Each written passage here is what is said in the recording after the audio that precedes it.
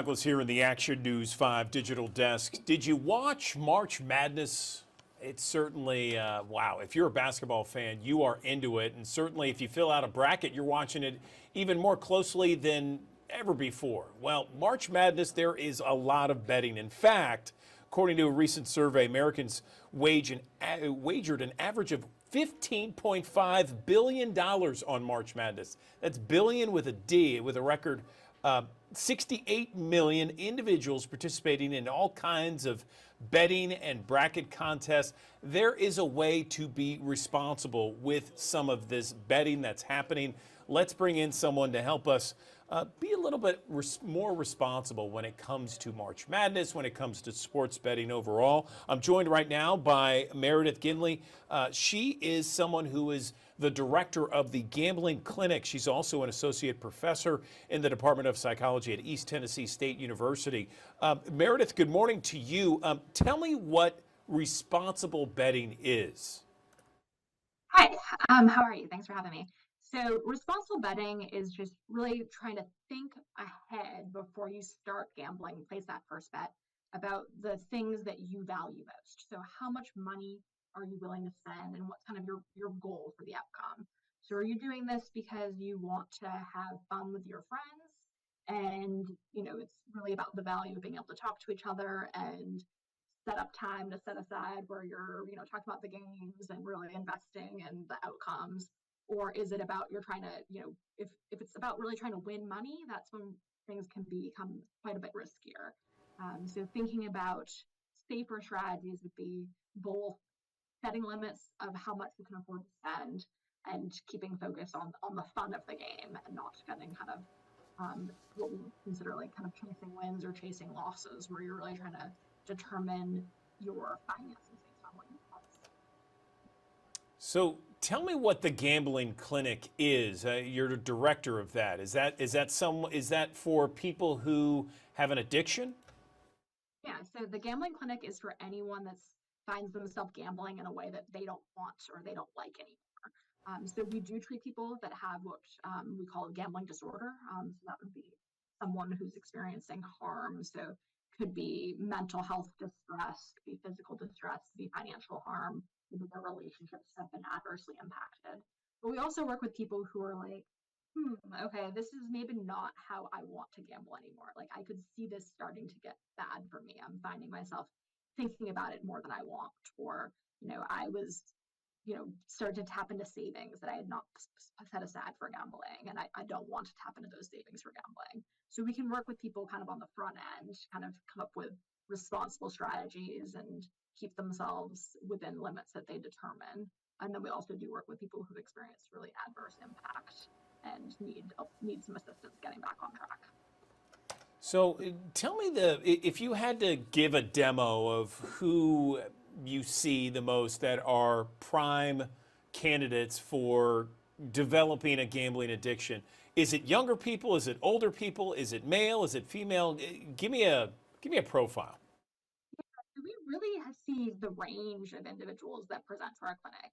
Specifically for sports wagering, we are seeing the majority of those individuals being younger men, but it's you got to be a bit tech savvy, and it's also usually people who love sports and have been watching sports for years and years and years, and now have this opportunity to gamble on it. And that's seen as maybe this is a way to kind of have more excitement or more fun with it. But we see people of all ages, and particularly for other forms of gambling. So lottery gambling is going to be still the most common form of gambling in this country, and most common form of gambling in Tennessee. So we see lottery gambling as reason for seeking treatment, and then the casinos, particularly persons who are kind of, I guess, their preferred form of gambling will be slot machines, and that tends to be a bit of an older demographic. 50s, 60s, by the time people are seeking treatment because they've experienced some harm. I would think with the advent of mobile sports betting that is legal in, I think 30 states right now, it's something that's more prevalent. I know, my kids are both in college, and so, their friends and they also They talk about gambling like it's nothing. Like there's a game on tonight. All right, let's put a parlay together like it's nothing.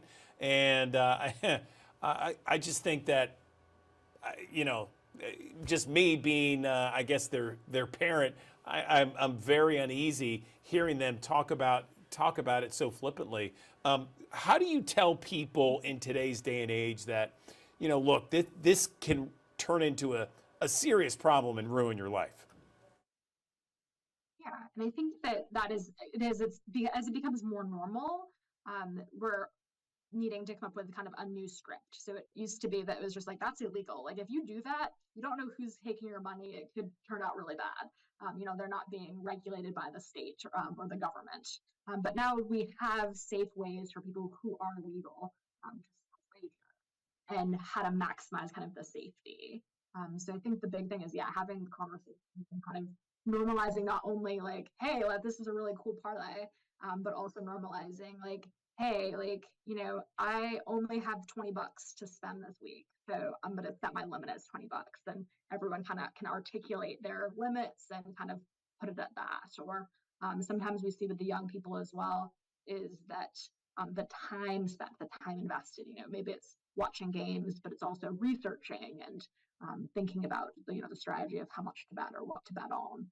That starts to interfere and cut into, they maybe are supposed to be going to class and instead of studying for their papers, they're studying for their parlay. So just really kind of talking through all those different ways that gambling can adversely impact. So it's not just money, but it could be failure to spend time on other things. And we have some scripts around responsible drinking that we talk about with kids that we've learned. If you're going to drink, do so responsibly, set a limit, drink glasses of water. Definitely don't get behind the car, the wheel of the car. And we need to have those same kind of conversations with even adolescents about how to keep themselves safe. Kind of what is safe, what is legal, and then what could get you into danger. Okay, so we are in the middle of March Madness here. If you had maybe 3 or 4 bullet points you would give to someone who is, a part of it, maybe putting some bets together, maybe not, how would you define responsible betting for them and just friendly reminders for them?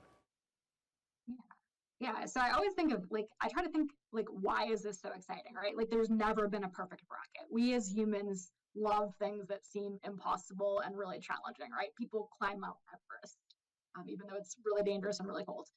So the perfect bracket is an exciting thing. And then sports, sports in particularly, that you're going to be excited watching sports. So recognizing that there's this real pull to kind of do the impossible, to stay excited, to stay in this kind of chasing of this excitement, being able to take breaks and kind of step outside of it and think of okay, is this really how I want to be doing this? So when you make your bracket, do not place more money on it than you otherwise were planning to. So if you're like, oh, well, my team's in it this year, I'm going to spend more money.